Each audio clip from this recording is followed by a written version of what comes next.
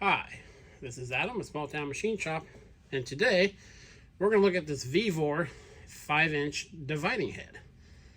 Now, they did send this to me for free, but that's it. They offered some kind of other compensation. I declined it. They actually contacted me about doing an ultrasonic cleaner, but I already have one, so I perused their site and found this, and they offered to send it to me.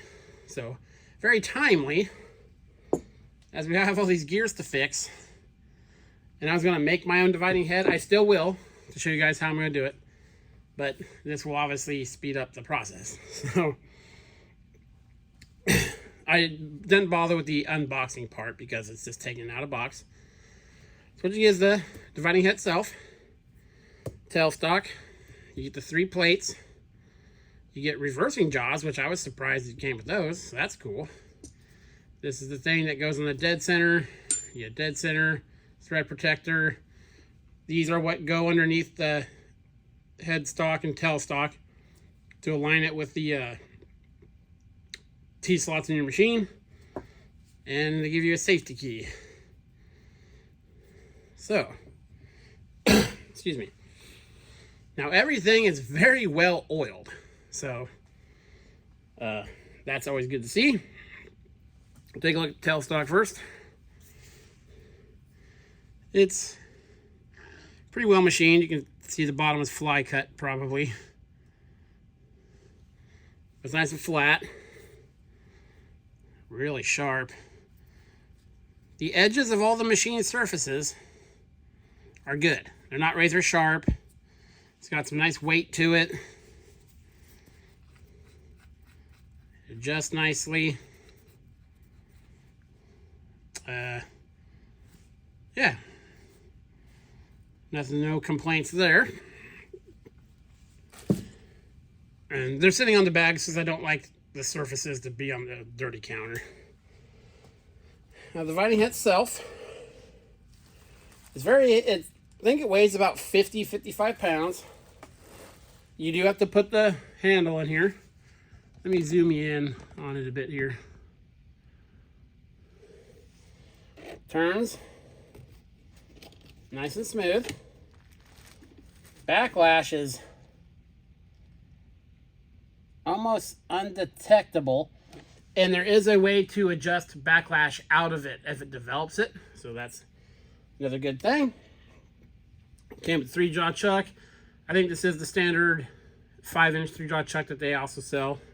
You can get standalone. Again, the machining on everything is, nothing's a razor's edge. Everything's nice and smooth. Everything's very well oiled. I'm going to take the chuck apart and lube it. Sounds just a little dry. But it does, operate nice and smooth. It's got a 24-hole direct indexing plate behind it. And it's got a chart. Let me move it here for you. Let's see the other side. This lock here does a pin. See that thing moving right there? Directly into this 24 thing. And then this lock is for the spindle itself. So it locks into the hole and you have a spindle lock. One thing I've discovered with this that I really like is there's lots of lubrication points. You have one on this side, one there, even one down here in the scroll, or where the gears and stuff is. So that's very cool, and always happy to see that. Let me zoom you out a bit. Wrong way, there we go. This will, of course, rotate 90 degrees up, just straight up. And then, the bottom of it is about the same level of machined as that. And here's the slot. Sorry, that's far away. This is heavy.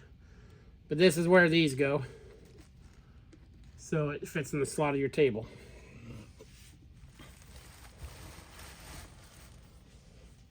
So, as you know, we've got quite a few gears to do.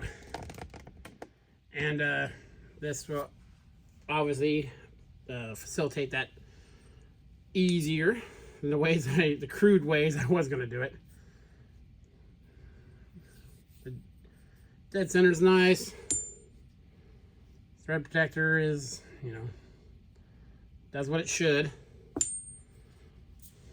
The plates aren't through holed like they are on a lot of more traditional dividing heads, but they are plenty deep.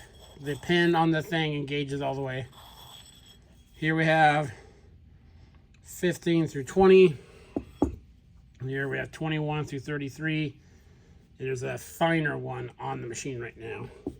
And then it's take this off and you put the spindle in there, or the dead center, clamp that on there, and for like a lathe dog. This part's die cast. This part's a little rough, but it is functioning, or functionable. It feels like it's made out of like Zamac, or looks like it's die cast because there's the ejection marks. I think die cast is the word I'm using for that.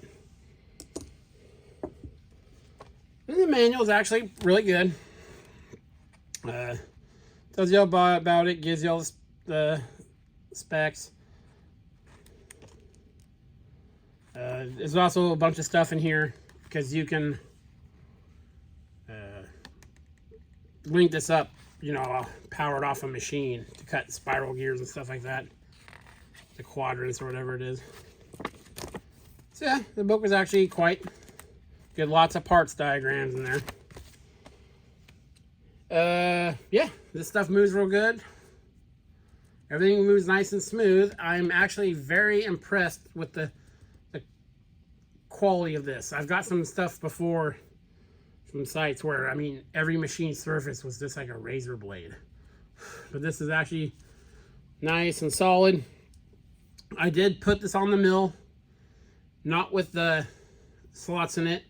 I just clamped it to the bed, and there's about 3 thou a run out on the 3-jaw chuck, and it's pretty consistent.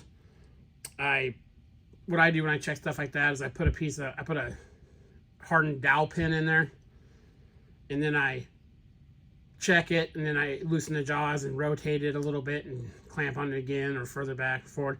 It was really consistent between 2.5 and 3 thou, which, for a 3-jaw chuck, that's not bad.